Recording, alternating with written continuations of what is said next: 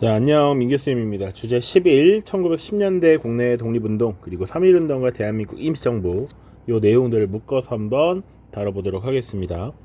지난 시간에 이제 일본이 한국을 강제병합한 이후에 식민지 조선을 어떻게 통치했는지 1910년대, 20년대, 30년대 나눠서 봤어요. 그리고 경제정책도 살펴봤습니다. 자, 그와 함께 이제 더불어서 우리가 일본의 이런 식민 통치에 맞서서 어떻게 저항했는지 이런 것들을 시대별로 또 한번 살펴볼 겁니다. 10년대, 20년대, 30년대 이후, 그리고 국내와 국외에서의 독립운동, 또 우리가 무력을 통한 무장 독립투쟁과 그렇지 않은 독립운동들을 또 구분해서 이렇게 살펴볼 거예요. 이번 시간에는 첫 번째 시기, 무단 통치 시기에 우리의 저항이라고 보시면 조금 편할 것 같습니다. 자, 이 부분은요, 지금까지 현행 체제에서 5번의 시험이 있었는데 딱 5문제가 나왔습니다. 거의 매 시험에 한 번씩 나온다라고 보시면 되는데, 여기가 상대적으로 마이너한 주제가 나왔던 주제 파트예요. 그러니까 우리가 3.1운동이라고 하는 거 잘 보셔야 되고요. 3.1운동은 정말 중요한 사건이죠. 우리 독립운동의 대전환을 가져온 사건이기 때문에 굉장히 중요해요. 그리고 항상 묻는 것은 영향을 물어봤습니다. 3.1운동이 우리에게 미친 영향, 그리고 일본의 식민 통치에 미친 영향, 그래서 임시정부 수립에 영향을 미쳤다. 여기 답이 나왔었고요. 그리고 또 소위 무단 통치가 문화 통치로 바뀌었다. 이런 게 나왔습니다. 그 외에는 이제 1910년대 국내 운동 대한광복회라고 하는 단체가 한번 나왔고요. 그리고 국외에 있었던 신한청년당이라고 하는 게 나왔다. 자, 그래서 내용을 빠르게 한번 살펴보겠습니다. 자, 1910년대 국내 독립운동 보시면 일단은 일제 무단 통치하에서 공개적으로 독립운동을 하기가 굉장히 어려운 시기였다라는 걸 감안하고 보셔야겠죠. 국내에서는 좀 조심스럽게, 비밀스럽게 이렇게 모이는 단체들이 일부 조직이 됐습니다. 그래서 대표적인 단체 2개를 기억해야 됩니다. 아까도 언급했다시피 대한광복회라고 하는 단체가 한번 출제가 됐습니다. 그러니까 다른 독립운동 단체에 비해서 훨씬 마이너함에도 불구하고 출제가 되었어요. 그러니까 이제 다른 주제들도 충분히 나올 수 있다는 걸 보셔야 됩니다. 자, 첫 번째 독립의군부부터 보죠. 일단 임병찬이라고 하는 인물이 주도했다. 이름도 기억해 두시고요. 의병장과 유생들을 중심으로 구성이 되었습니다. 이 임병찬은 최익현의 제자입니다. 그래서 성리학을 공부한 유생 출신이었고요. 이 독립의군부는 기본적으로 당시 고종의 밀지, 지령을 받아서 만들어진 단체라고 보시면 돼요. 그래서 이들의 목표는 국권을 회복하고 고종이 국왕으로 있었던 그 시대로 돌아가는 것, 그것을 한자로 복벽주의라고 표현합니다. 과거로 돌아가자라는 거야. 고종의 복위를 목표로 했다. 그래서 지금 당시 일본에게 우리의 국권을 돌려달라라고 하는 국권 반환 요구서를 제출합니다. 혹시 이런 키워드가 나오면 독립의군부와 관련이 있구나 보시면 돼요. 자, 그리고 이미 출제되었던 대한광복회입니다. 박상진이라고 하는 인물이 총사령을 맡아서 리드했던 단체이고요. 부사령은 누구였냐면 한 번쯤 이름을 들어봤을 김좌진 장군입니다. 부사령이었습니다. 자, 이 대한광복회는 군대식 조직이었습니다. 군대식 조직. 그래서 의병과 애국계몽운동 세력이 모두 힘을 합쳐서 만들었던 단체였고요. 이들은 국왕이 있는 나라가 아니라 공화정을 지향했습니다. 시민들이 권력을 위임해서 그 권력을 위임받은 통치자가 국가를 운영하는, 통치하는 이런 시스템이죠. 왕의 존재는 더 이상 없다. 국가의 주인은 국민이다라는 것을 지향했다라는 것이죠. 공화정 지향. 자, 그리고 이들은 궁극적으로는 무관학교를 설립하려고 했어요. 그래서 군자금을 모금했고 그리고 친일파를 처단하는 이런 활동들을 했습니다. 자, 또 나올 가능성은 없어 보이지만 교과서에 모두 수록되어 있는 것 중에 최응언이라고 하는 인물이 1910년대에도 일부 의병 투쟁을 벌였다. 그래서 마지막 의병장이라고 부릅니다. 최응언. 자, 그 다음 두 번째 주제로 넘어가죠. 3.1운동입니다. 자, 일제 무단 통치 시기에 억압받던 이런 한국인들은 이런 일본의 억압으로부터 꾹꾹 눌려와 있던 이런 독립에 대한 감정, 울분을 한번 쏟아내게 되는 것이죠. 우리 민족 가장 최대 독립운동이라고 할 수 있는 바로 3.1운동입니다. 3.1운동은 항상 출제 1순위라고 보시면 돼요. 자, 3.1운동의 배경 보시면 그 전부터 사실은 우리가 국권을 빼앗긴 것에 대한 이런 분노, 이것에 대한 부당함을 호소하는 움직임은 계속 있었지만 이런 것들이 표면화되기 시작했단 말이야. 점점 시간이 지나서 좀 더 무르익어서 각지에서 독립선언이 등장합니다. 자, 만주 지역에서 나왔던 것이 무오 독립선언이고요. 그리고 일본의 유학생들이 발표한 것이 28 독립선언이라고 하는 것이 있습니다. 이런 것들의 영향을 받아서 국내에도 이제 독립을 요구하는 독립운동의 목소리가 점점 커졌다라는 것이죠. 자, 뿐만 아니라 국외적인 요소도 있습니다. 사실 먼저 1차 세계대전이 끝나고 미국 대통령이었던 우드로 윌슨이 민족 자결주의라고 하는 것을 제창하죠. 자, 물론 이 민족 자결주의 원칙은 패전국의 식민지에만 적용됩니다. 전쟁에서 패배한 나라들은 식민지를 모두 상실하는 게 당시의 국제적 관례였기 때문에 그렇게 해방된 나라의 국민들은 민족의 운명을 스스로 결정할 권리가 있다. 스스로 결정한다라는 얘기였어. 자, 이 민족 자결주의의 영향을 받은 한국인들이 우리도 우리의 민족의 운명을 스스로 결정해야 된다. 우리는 독립을 원한다. 라고 외쳤던 것이죠. 자, 이런 당시의 분위기를 폭발시킨 것이 뭐냐? 바로 왕이었던 당시 오랜 기간 개항기에 긴 이 험난한 역사를 관통하고 있던 국왕 고종의 죽음이었습니다. 고종이 독살당했다라는 설이 돌기 시작했거든요. 그래서 이런 불만이 폭발해 나왔다라고 보시면 돼요. 자, 그래서 고종의 국장일 장례일에 맞춰서 3.1운동이 개혁되었고요. 당시 민족대표 33인이 독립선언서를 발표하려고 했습니다. 근데 이 계획대로 시행되지 않았어요. 그래서 당시 미리 모여 있었던 학생들을 중심으로 탑골공원에서 만세 시위가 시작되었고 전국의 대도시에서 지방의 주요 도시들로 그리고 중소도시들로 그리고 농촌, 어촌으로 점차 확산이 되었다라는 거 기억하시면 됩니다. 자, 그리고 이런 우리 민족의 독립운동에 대해서 일제가 무력으로 탄압했다. 그래서 죄 없는 민간인들이 대량 학살되는 사건이 발생하기도 했는데 그 학살을 대표하는 사건이 제암리 학살 사건이 있습니다. 자, 그래서 3.1운동과 관련해서는 독립선언문이나 이런 활동들, 확산 과정을 자료를 주고 보통 이 영향을 묻습니다. 자, 영향 반드시 기억해야 됩니다. 첫 번째, 일제의 통치 방식이 변화합니다. 그동안 무력을 통한 강압적 방식으로 한국인을 억누르려고 했던 것, 이걸로서는 다 온전히 억누를 수 없구나. 한국인들의 불만이 계속 쌓여가고 있고 이렇게 폭발할 수 있구나. 그래서 무단 통치에서 소위 문화 통치로 지금 옮겨가죠. 그래서 우리 1920년대에 소위 문화 통치가 시행되는 배경 중에 하나입니다. 이것도 사실은 형광펜 칠해도 됩니다. 그리고 민족의 독립운동을 지휘할 독립된 지휘부의 필요성이 등장하게 되었죠. 그러니까 각지에서 독립운동이 벌어지고 있는데 산발적이야. 이것을 통일적으로 지휘하면 좋겠어. 그래서 대한민국 임시정부 수립에 영향을 미쳤습니다.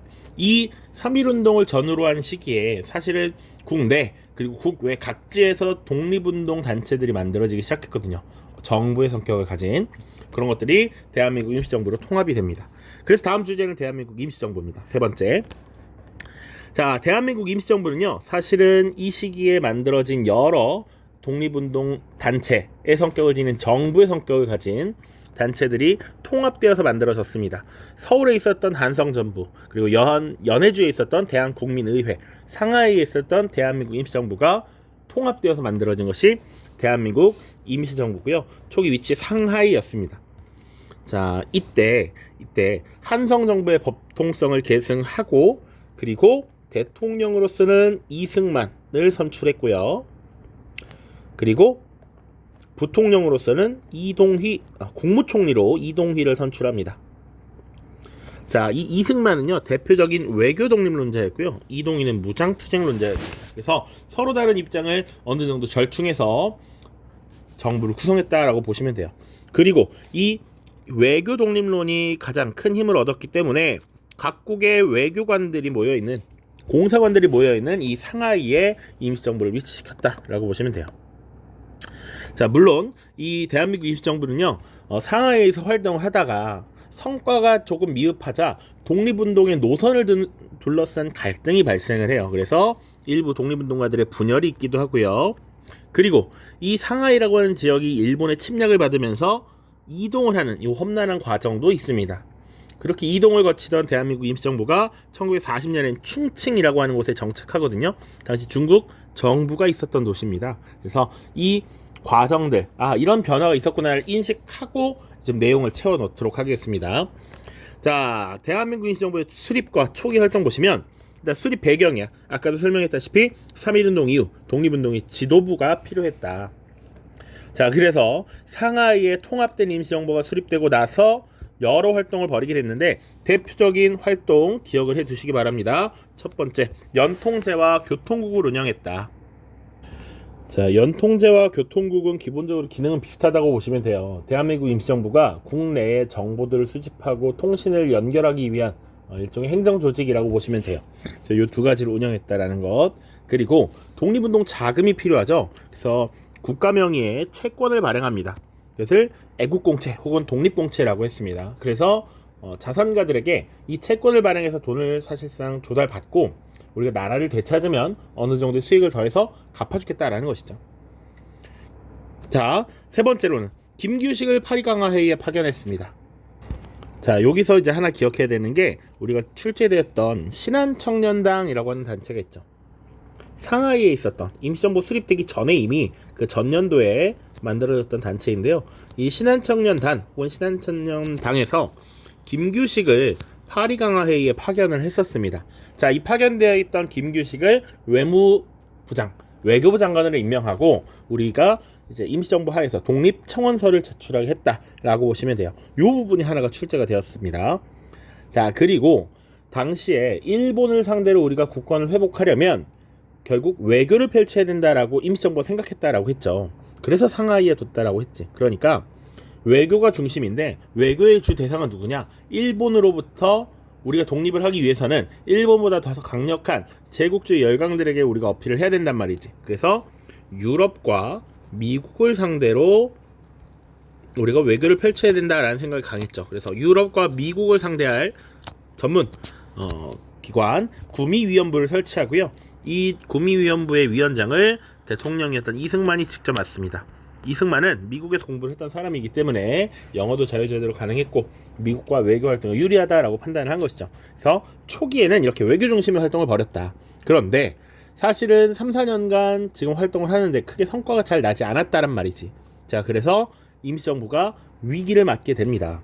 이거 외교 독립론 주장하면서 외교를 열심히 했는데 성과가 없지 않느냐? 우리 삶이 달라진 게 뭐가 있느냐? 라고 해서 민족의 독립운동가들이 모두 모여서 지금 임시정부의 노선 앞으로의 길을 두고 논의 과정을 벌이게 된다.